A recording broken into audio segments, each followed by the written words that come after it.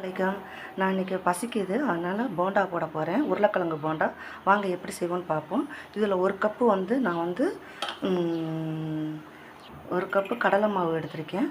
இப்போ அரை கப்பு அரிசி மாவு மிளகாத்தூள் போட்டுக்குவோம், மஞ்சத்தூள் போட்டுக்குவோம், கரம் மசாலா போட்டுக்குவோம், சீரகத்தை போட்டுக்குவோம். நான் இது எல்லாத்தையும் கலக்கிட்டு உங்களுக்கு காட்டுறேன். இதுக்கு தகுந்த மாதிரி உப்பு கொஞ்சம் போட்டுக்கிறேன்.